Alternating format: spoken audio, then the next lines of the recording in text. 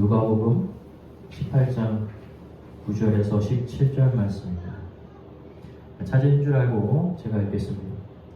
또 자기를 의롭다고 믿고 다른 사람을 멸시하는 자들에게 이 비유로 말씀하시되 두 사람이 기도하러 성전에 올라가니 하나는 바리새인이요 하나는 세리라. 바리새인은 서서 따로 기도하여 이르되 하나님이여 나는 다른 사람들 곧 토색, 불의, 간음을 하는 자들과 같이 아니하고 이 세리와도 같이 아니함을 감사하나이다. 나는 일에 2번씩 금식하고 또 소득의 11조를 드리나이다 하고 세리는 멀리 서서 감히 눈을 들어 하늘을 쳐다보지도 못하고 다만 가슴을 치며 이르되 하나님이여 불쌍히 여기소서 나는 죄인이로소이다 하였느니라. 내가 너희에게 이르노니 이에 저 바리새인이 아니고 이 사람이 의롭다 하심을 받고 그의 집으로 내려갔느니라. 무릇 자기를 높이는 자는 낮아지고 자기를 낮추는 자는 높아지리라 하시니라. 사람들이 예수께서 만져주심을 바라고 자기 어린 아이를 데리고 오매 제자들이 보고 꾸짖거늘 예수께서 그 어린 아이를 불러 가까이 하시고 이르시되 어린 아이들이 내게 오는 것을 용납하고 금하지 말라. 하나님의 나라가 이런 자의 것이니라. 내가 진실로 너희에게 이르노니 누구든지 하나님의 나라를 어린아이와 같이 받아들이지 않는 자는 결단코 거기 들어가지 못하리라 하시니라. 아멘.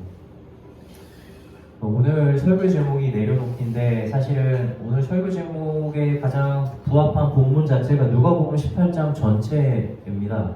근데 이제 내용을 기록하기에 너무 길어서 이렇게 본문의 일부만 뗐는데 혹시 돌아가신다면 설교를 들으시고 누가복음 18장 전체를 한번 묵상을 해보시면 훨씬 더 마음이 많이 와닿는 부분들이 있을 거예요. 예수님께서 요 누가복음 훨씬 앞장에서 제자들을 부르셨잖아요. 12명의 제자를 세우셨습니다. 이 제자를 세우는 과정이 마치 예수님의 일방적인 선택처럼 보이지만 사실은 조금만 자세히 들여보면 그러한 예수님의 부르심은 제자들의 응답이 있었기 때문에 완성이 됐어요. 단순히 예수님이 불렀다고 해서 끝나는 일은 아니었다는 겁니다. 제가 이렇게 말씀드린다고 해서 하나님께서 인간을 구원하는 구속사적인 역사가 하나님과 인간의 합동작품이라고 말할 수는 없어요. 왜냐하면 인간이 아무리 하나님의 구원사역에 관여를 하고 반응을 한다 할지라도 그 하나님께서 주시는 은혜의 크기는 사실 너무나 크기 때문에 우리가 그것을 관여한다라고 할 수가 없어요. 그래서 구속은 하나님께서 우리를 구원하는 사역은요 매우 일방적인 구원이 맞기는 합니다.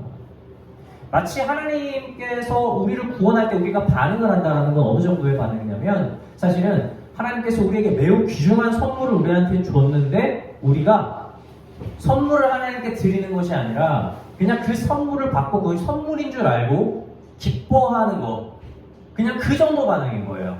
이걸 가지고 그것에 대한 어떤 의로움이나 영광이 우리에게도 있다라고 말할 수는 없는 겁니다. 그 정도의 차이예요. 그래서 제가 지금 하나님께서 예수님께서 제자들을 불렀을 때 제자들이 반응을 했다라는 것이 제자들이 대단한 참여를 했다 이런 말씀을 드리는 건 아닙니다. 그럼에도 불구하고 제자들이 어쨌든 반응을 했어요. 무슨 반응을 했죠? 따라갔잖아요. 요거 했어요. 근데 따라갔는데 어떻게 했습니까? 자신들이 가지고 있는 모든 것들을 그 자리에 내려놓고 뒤도 쳐다보지도 않고 그냥 예수님 따라갔습니다. 자신들의 생계를 책임지는 모든 직업을 버렸고 그리고 자신들의 가족도 뒤로 가고 그냥 예수님 따라간 거예요.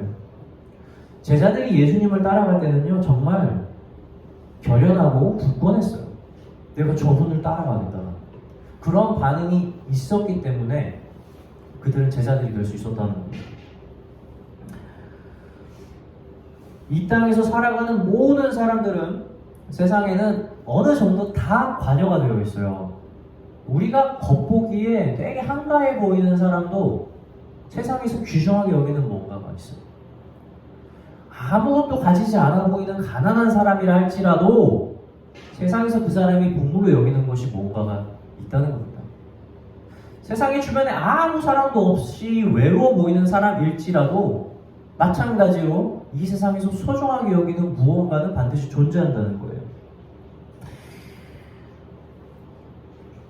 이 세상에 태어나서 어른이 되어 간다는 것, 그것은 무엇과 사실 관련이 있냐면 소유와 관련이 매우 깊습니다. 제가 아이들을 넷을 키우잖아요. 이 아이들이 자라면서 바뀌는 것들을 보면 가장 큰 변화는 이 소유에 대한 데 있더라고요. 아이들이 지금 막 다툴 때가 있잖아요. 여러 가지 이유가 있지만 그 중에서 거의 주된 건 뭐냐면 자기 것이 침해받았을 때 내 건데 허락받지 않고 썼거나 내 건데 누가 망가뜨렸거나 아니면 부모님이 누군가한테 뭔가를 사줬는데 자기가 그 동등한 것에 대한 가치에 대한 뭔가를 받지 않았을 때 억울함을 느끼는 거예요. 그 가져야 된다는 마음, 그리고 내 것이라는 마음이 계속해서 쌓여나가는 거죠. 그건 되게 자연스러운 거예요. 근데 반면에 우리 막내는 별로 자기 거라는 개념이 아직은 없어요. 그래서 이 아이는 눈을 뜨면 다 만집니다. 오빠 거, 언니 거 신경 안 써요. 심지어 엄마 거, 아빠 것도 막 만져요. 아무거나 다 만져요. 그냥 자기 손에 닿으면 다 자기 거예요. 근데 또 특징이 뭐냐면 그렇게 다 자기 걸로 가지는 것 같지만 또 자기 물건이라고 소유라고 쌓아두진 않습니다. 어떻게 보면 이 아이는 가진 것은 아무것도 없지만 사실은 그냥 모든 게 다 자기 건 거예요. 소유가 없지만 모든 걸 가진 아이가 막내더라고요. 오늘 본문 말씀에 보면 어린아이의 비유가 있잖아요. 사실 이 어린아이에 대한 비유는 겸손을 나타내는 말입니다. 그러나 저는 이 어린아이에 대한 비유를 할 때마다 항상 마음속에 이런 생각을 해요. 소유가 없는 것, 나의 것이라고 주장하지 않는 한, 그것이 어리다라는 말이 저는 가장 많이 떠올라요. 그렇다면 이 어린아이가 주님을 따라가기가 얼마나 쉬울까? 내가 가지고 있는 것이 없으니까, 내려놓을 것이 없으니까 우리 주님의 부르심에 금방금방 순종할 수 있지 않겠습니까? 짐이 가벼운 거예요. 내려놓을 게 없는 거거든요. 금방 떠날 수 있는 거예요. 어디든 가라 그러면 갈 수 있는 거. 복음을 전하는 많은 사람들이 동일하게 얘기하는 게 있어요. 그게 뭔지 아세요? 어릴 때 믿으면 애들이 금방 잘 믿는데 나이가 들면 들수록 복음 전하는 게 쉽지가 않다. 받아들이지 않는다는 거예요. 그게 무슨 차이인 줄 아십니까? 바로 소유의 차이인 거예요. 제가 말씀드리는 소유는 비단 물질에 속하는 것이 아닙니다. 이 소유는 나이가 들면서 계속해서 본인이 차곡차곡 쌓아놓은 자기만의 신뢰, 자기만의 믿음, 자기만의 소신, 자기만의 가치관, 이러한 모든 생각들이 쌓이고 쌓여서 자기 것이 된 거예요. 그리고 복음을 전했을 때 이 모든 것들을 내려놓고 우리 예수님을 만나기는 정말 쉽지가 않다는 겁니다. 반면 어린아이들, 이제 막 청소년기가 돼가지고 자신의 자아를 막 찾기 시작한 아이들 있잖아요. 정신적으로 어떠한 소유를 자기가 품지 않았기 때문에 주님 앞에 금방 내려놓을 수 있다는 거죠.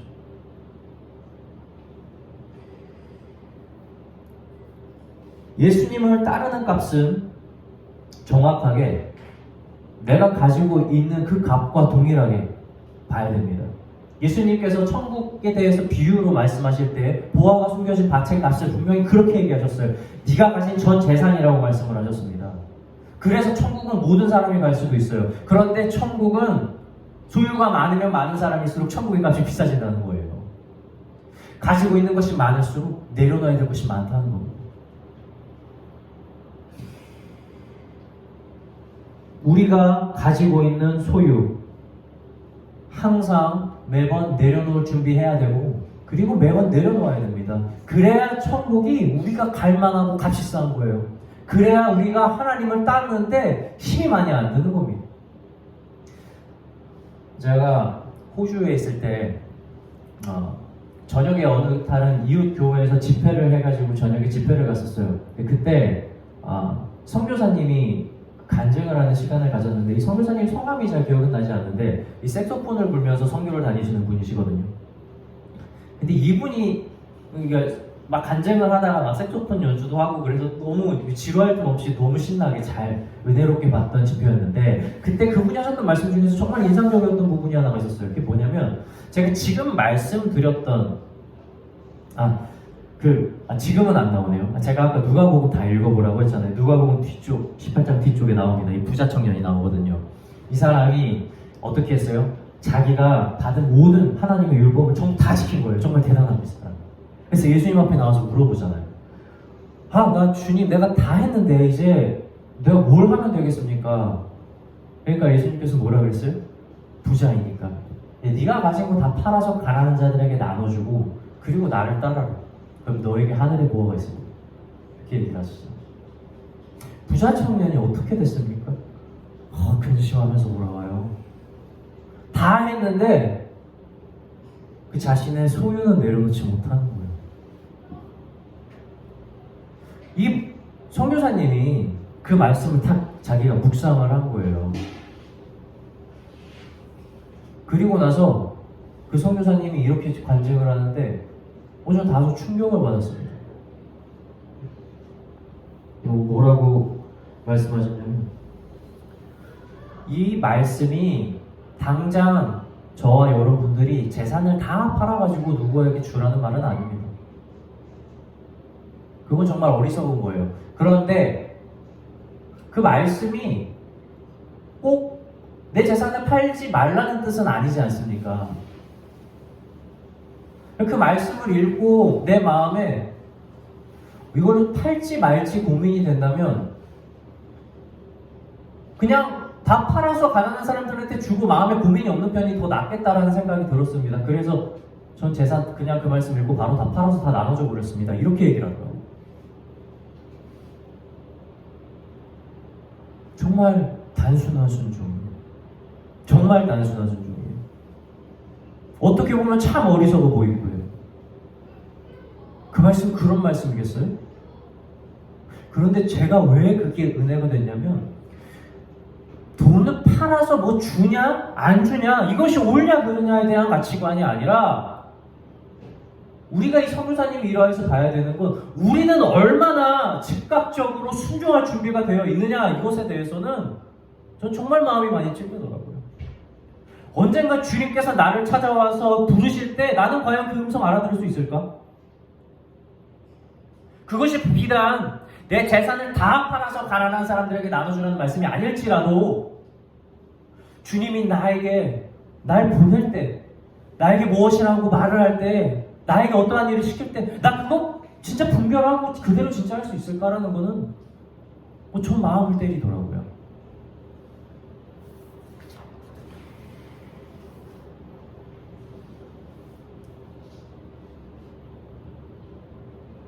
우리가 하나님을 사랑하고 그의 말씀을 구한다고 말하잖아요. 그 의미가 무엇이냐면 주님, 당신이 나를 부르신다면 내가 지금 내가 가지고 있는 모든 것들을 내려놓고 당신 따라가겠습니다라는 믿음의 고백과도 같은 거예요. 하나님께서 부르실 때 우리는 반드시 무언가를 내려두게 됩니다. 만약 우리가 세상에서 살아가는 소유를 이 땅에서 계속해서 늘려간다면 그것이 물질이든 혹은 정신적 소유든 그것은 언젠가 반드시 우리가 하나님의 말씀을 순종하는 것을 막게 만든다는 사실을 기억하시기 바랍니다. 그래서 내려놓기에 우리가 성공하기 위해서 우리가 해야 될 첫 번째 무엇이냐면 아까도 말씀드렸지만 우리가 이 세상에서 가지고 있는 소유의 짐을 날마다 가볍게 할 수 있어야 됩니다. 몸이 그리고 마음이 가벼운 만큼 주님을 따르는 것은 쉽습니다. 제가 군대를 장교로 처음에 갔을 때 월급이라고 하는 것을 처음 막 받잖아요. 그럼 그걸 받으면서 막 11조를 계속해서 냈어요. 그런데 어느 몇 달 동안 제가 휴가를 주말에 맞추지를 못한 거예요. 그래가지고 11조를 계속 그냥 차곡차곡 모아놨습니다. 그래서 이제 교회를 오면서 이제 그 돈을 다 인출을 해서 헌금을 내려고 준비를 하고 있는데 마음이 예전과 좀 다르더라고요. 내기가 싫어요 너무. 이게 그냥 11조를 몇 번 이렇게 낼 때는 내 돈이라는 생각이 안 들었는데 똑같이 그걸 모아놓고 내려고 하니까 그것이 마치 내 걸로 보이는 거예요. 이거 있으면 내가 뭐 할 수 있는데. 그때 제가 사고 싶었던 게임기가 있었거든요. 그 값이랑 거의 비슷한 거예요. 그래서 그런지 더 고민이 되는 거예요.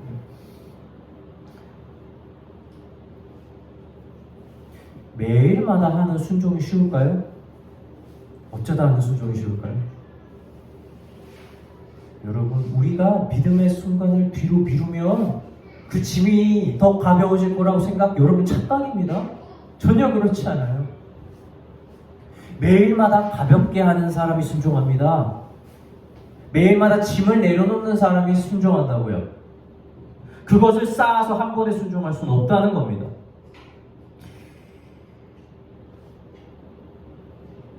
우리는 매일마다, 여러분 이건 뭐 제가 헌금생활 말하는 건 아니에요. 그것 말고도 우리가 삶에서 해야 되는 일들이 얼마나 많이 있겠어요. 뭐 말씀에 순종하기, 사람에게 상처 주는 말 하지 않기, 그리고 선한 일 행하기, 그리고 죄에 물들지 않기, 뭐 이런 것처럼 매 순간순간마다 해야 되는 거죠.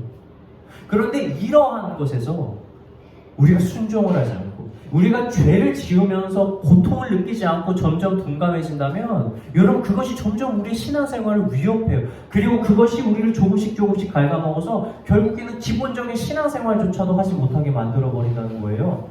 그리고 그것이 우리가 가는 천국길을 막고 돌아서게 만드는 계기가 될 수 있다는 사실을 명심하시기 바랍니다. 이스라엘 백성들이 광야에서 살 때 매일마다 하늘에서 내려오는 만나를 받아 먹었습니다. 이게 얼마나 대단한 일인지 몰라요? 그러나 그들이 가나안 땅을 딱 처음 밟았을 때, 이제 전쟁을 하려고 진을 치고 땅에서 나는 소산물을 처음 먹었을 때 그 뒤로는 더 이상 만나가 나오지 않았어요. 여러분 이거는 죄가 있다 없다가 아니에요. 이제 하나님께서 내려주는 만나의 시대가 끝나고 땅의 소산물을 먹을 시대가 된 겁니다. 여기에 대해서는 아무런 차이가 없어요. 그런데 이스라엘 백성들이 어떻게 됐어요? 그 땅의 소산물을 먹기 시작하면서 하나님을 잊기 시작을 한 겁니다. 우리가 이것에 대해서 굉장히 잘 봐야 돼요. 전쟁에서 가장 중요한 게 뭔지 아세요? 전쟁을 막 하잖아요? 그러면 가장 1순위는 이거예요.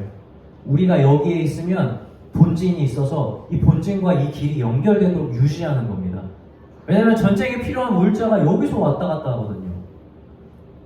우리나라가 6.25 전쟁을 겪을 때 북한이 우리나라를 치고 내려와서 어디까지 왔냐면 포항까지 밀고 들어와서 우리나라가 이제 완전히 다 이데올로기에서 전멸을 당하게 될 순간에 메가더 장군이 무엇을 했습니까? 인천 상륙작전을 펼쳤잖아요. 그게 뭐냐면 중간에 이렇게 길게 이어진 줄에 그 중간에 인천에서 끊어버리는 거예요. 그 길이 끊어버리면 어떻게 되냐면 전쟁을 하는 사람들이 물자가 없기 때문에 더 이상 지속을 못하는 겁니다. 그래서 그 작전이 성공하자마자 북한이 완전히 모두 다 퇴각을 했죠. 그래서 오늘날 38선이 그 기준으로 기어지게 된 거 아닙니까?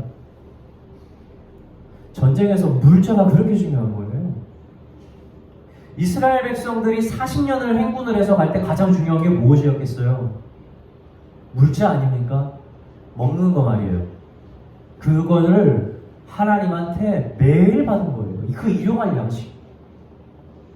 매일마다. 그 양식의 특징이 또 뭔지 아십니까?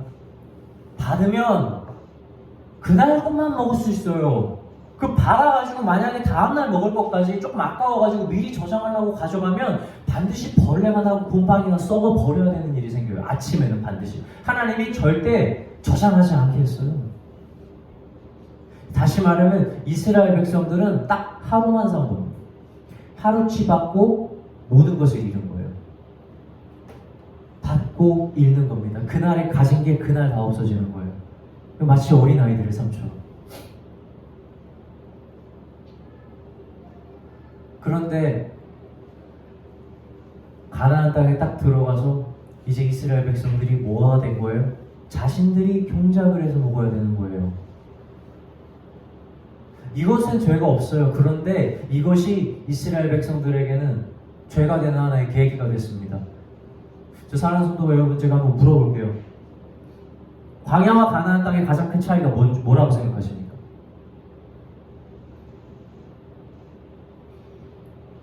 모세가 있었고 여호수아가 있어서 리더의 자질 차이요?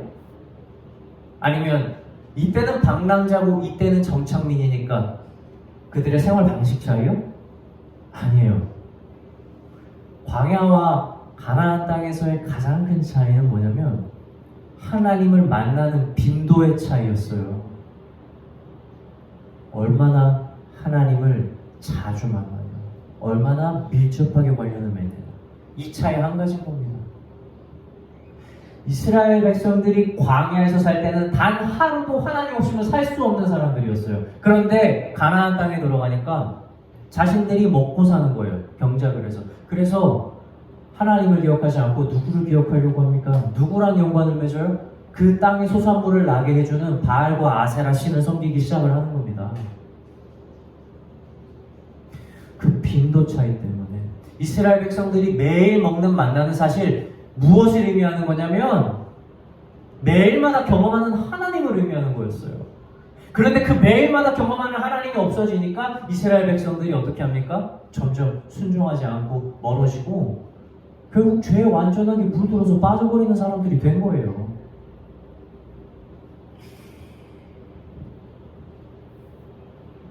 사랑하는 성도 여러분, 우리 집에 가면 우리 먹을 거 얼마나 많이 있습니까? 아니 그거 많지 않다고 생각한다 할지라도 우리가 얼마나 열심히 우리의 미래 몇 년, 심지어 몇십 년, 심지어 죽은 다음까지 생각을 하면서 예비하고 있지 않습니까? 준비하세요. 그거 가지고 하나님 뭘 안 하십니다. 그 지혜로운 일이에요. 그러나 하나님께서 여러분들을 부르실 때, 하나님께서 그것들을 가져가실 때, 하나님께서 그것들을 없이 하실 때 여러분 너무 슬퍼하지 마세요. 마치 하나님 없는 것처럼. 어린아이와 같다는 거, 내 소유를 모두 내려놓을 수 있는 겁니다. 그날 받은 걸로 그날 모든 것을 썼던 이스라엘 백성들 같은 마음이 우리 마음에도 있어야 되는 거예요. 그렇게 낮은 마음, 그렇게 가난한 마음, 그렇게 하나님을 빈도 높게 만나는 사람의 짐이 가벼운 거고, 그런 사람이 하나님께서 부르실 때 순종할 힘이 있는 겁니다.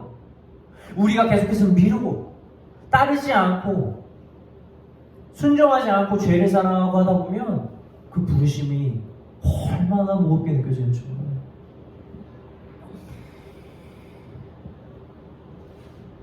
이스라엘 백성들이 광야에서 그랬던 것처럼 하루치를 받고 하루치를 완전히 다 쓰려고 하세요. 마치 내일은 없는 것처럼 나를 오늘 하루 동안 완전히 다 갈아넣겠다라는 다짐 가지고 믿음으로 사시기 바랍니다. 여기 지금 길 올라가다 보면 경비실 옆에 난길 있잖아요. 거기 양쪽 옆에 이렇게 나무가 있습니다. 그 나무가 자세히 보면 거기에 꽃봉오리가 있는데 한번 자세히 보세요. 되게 예쁘게 죽지 말라고 털로 싹 감싸져 있어요. 저 보이지도 않는, 눈에 띄지도 않는 저 꽃봉오리 하나도 하나님께서 입히고 영하 10도가 넘는데 죽지 말라고 따뜻하게 해주시는 건데, 하물며 우리 사람은 여러분 어떻게 돌보시겠습니까? 우리가 내려두고 버리는 것은 잃기 위한 것이 아니에요. 그것은 하나님께서 우리에게 주는 더욱 귀한 것을 잡기 위한 과정이라는 것을 기억하시기 바랍니다. 내려놓기에 성공하기 위해서는 둘째, 말씀을 놓지 말아야 합니다. 우리가 우리의 소유를 가볍게 하는데 실패할 수 있잖아요. 네, 그럴 수 있어요. 넘어질 수 있습니다. 우리가 세상을 사랑할 수가 있고 우리가 죄에 빠질 수가 있어요. 그런데 우리에게 최후의 보루는 남겨둬야 되는 거예요. 그게 뭡니까? 바로 우리 주님의 말씀입니다. 우리가 그 최소한의 말씀을 남겨놓고 의지하고 붙들려는 마음이 있다면 하나님은 우리를 건져내기에 조금의 부족함도 없으신 분이라고 하는 걸 우리는 알아야 돼요. 그렇게 비록 우리가 세상을 사랑하고 내려놓기 힘들고 고통스러움에 몸부림치지만 그렇게 그 말씀을 딛고 일어서서 우리 주님의 손을 붙들면, 그렇게 눈물의 회개를 우리 마음에 돌이키면 우리는 다시 거룩해지고 그 천국의 길에 서서 주님과 함께 동행하는 삶을 살 수 있다는 거예요. 여기에 우리에게 희망이 있는 거죠. 그래서 세상을 아무리 사랑하고 하나님을 등져도 우리의 최후의 보루가 되는 말씀만큼은 여러분 놓치지 말아야 됩니다. 믿음에는 하한선이 있고 상한선이 있어요. 계속해서 왔다 갔다 할 수 있습니다. 그러나 믿음의 하한선에는 커트라인이라고 하는 게 존재해요. 그게 바로 하나님의 말씀이고 교회고 예배인 겁니다. 그 안에서 일어날 힘이라도 우리가 얻을 수 있다는 거예요. 그걸 버리면 안 돼요. 예수님께서 공생에 사역하실 때 정말 많은 비유의 말씀을 하시고 가르치셨잖아요. 그때 제일 욕을 많이 먹은 사람이 누굽니까? 이 바리새인들입니다. 바리새인들. 오늘도 욕 먹잖아요. 이 바리새인들 기도하는 것 때문에. 맞죠? 그런데 바리새인들만 그 당시에 죄를 지었어요? 아니에요. 사두개인들도 있었거든요. 이 사람들은 직책도 높았고 종교 지도자로 많이 있었어요. 바리새인들은 그보다 낮았습니다. 죄를 누가 더 지었습니까? 바리새인들이 더 지었어요? 아니에요.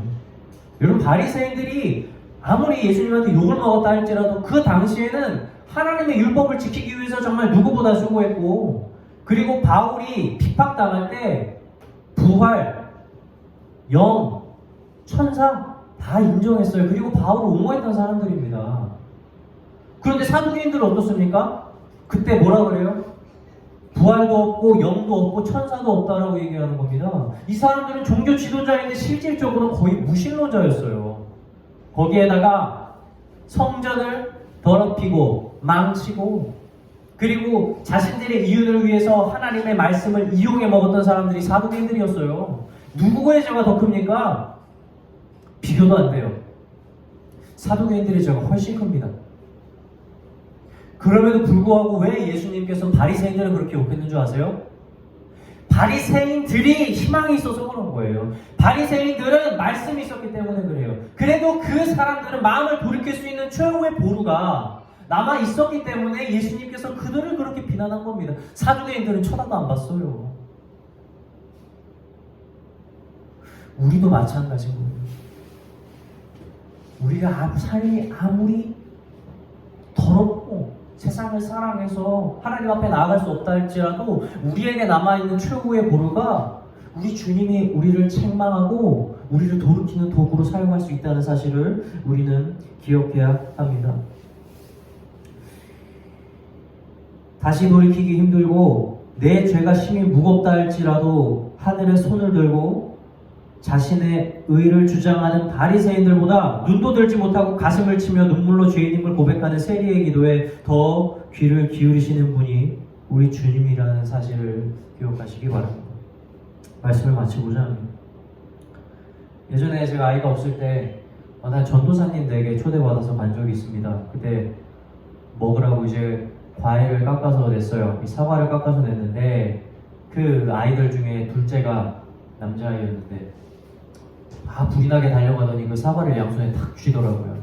아주 탐심이 가득한 표정으로 사과를 쟁취하겠다는 표정으로. 그러니까 가가지고 사과 2개를 딱 짚고 막 먹습니다.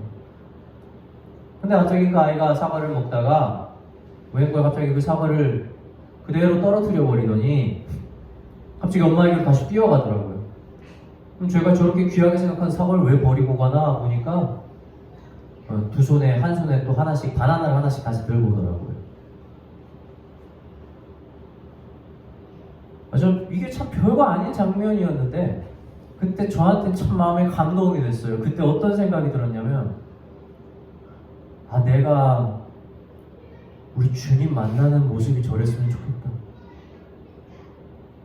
내가 세상에서 사랑하는 모든 것들을 우리 주님 보면 그냥 다 던져버리고 우리 주님 잡으려고 뛰어가는 그 모습이었으면 좋겠다는 생각이 들었어요.